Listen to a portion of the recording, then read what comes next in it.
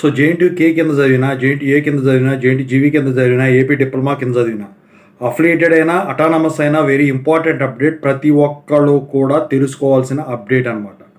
So దాని గురించి చెప్పబోయే ముందు ఇంతవరకు ఈ ఛానల్ సబ్స్క్రైబ్ చేసుకుని వాళ్ళు ఎవరైనా ఉంటే సబ్స్క్రైబ్ చేసుకుని వీడియో లైక్ చేసి షేర్ చేయండి. మీకే డౌట్స్ ఉంటే కాల్ మీ 4 ద్వారా కాల్ చేయండి. తెలుగు ఇంజనీరింగ్ ఎడ్యుకేషన్ టెలిగ్రామ్ ఛానల్లో జాయిన్ అవ్వండి.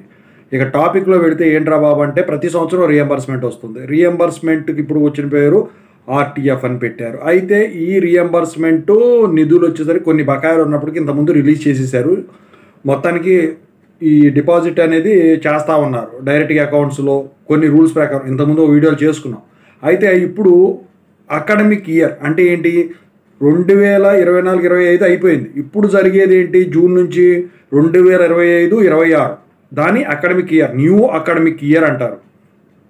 మళ్ళీ వచ్చే జూన్ నుంచి 2026-27 వస్తుంది. అయితే ఈ 2025-26 సంవత్సరానికి వచ్చేసరికి ఇప్పుడు అందరూ కూడా ఫస్ట్ ఇయర్లో ఉన్నవాళ్ళు సెకండ్ ఇయర్కి వస్తారు, సెకండ్ ఇయర్లో ఉన్నవాళ్ళు థర్డ్ ఇయర్కి వస్తారు, థర్డ్ ఇయర్లో ఉన్నవాళ్ళు ఫోర్త్ ఇయర్కి వస్తారు. డిప్లొమా కూడా అలాగే.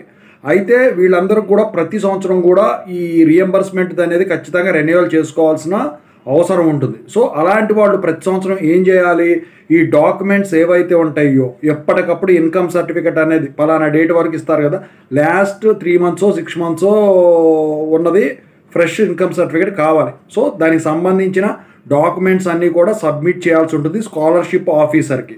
సో మరి మీ కాలేజీలో మీకు చెప్పారో లేదో నాకైతే తెలియదు, కానీ ఈ సంవత్సరం వచ్చేసరికి 2025-26 సంవత్సరానికి కంపల్సరిగా ఈ డాక్యుమెంట్స్ మీరు ప్రతి సంవత్సరం ఏదైతే చేస్తున్నారో, కొత్తగా జాయిన్ అయ్యే వాళ్ళైనా, ఆల్రెడీ ఇప్పుడు రెన్యువల్ చేయించుకునే వాళ్ళైనా, ఫ్రెష్ వేరు రెన్యువల్ వేరు. సో వీళ్ళందరూ కూడా రిక్వైర్డ్ డాక్యుమెంట్స్ అనేవి సబ్మిట్ చేయించుకోవాలి. ఈ సేవా సెంటర్కి కానీ, మీ సేవా సెంటర్కి కానీ, మీ కాలేజీలో చేస్తే మీ కాలేజ్ స్కాలర్షిప్ ఆఫీసర్తో కానీ అప్డేట్ చేయించుకోవాలి, రెన్యువల్ చేయించుకోవాలి. దానికి ఏమైనా డబ్బులు కావాలంటే కట్టాల్సి ఉంటుంది మీరు కాలేజీలో.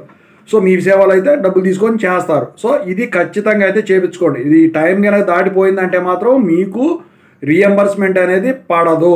ఓకేనా, మీ తంబు తీసుకుంటారు నాకు తెలిసి బయోమెట్రిక్ ద్వారా. ఖచ్చితంగా అయితే చూసుకోండి.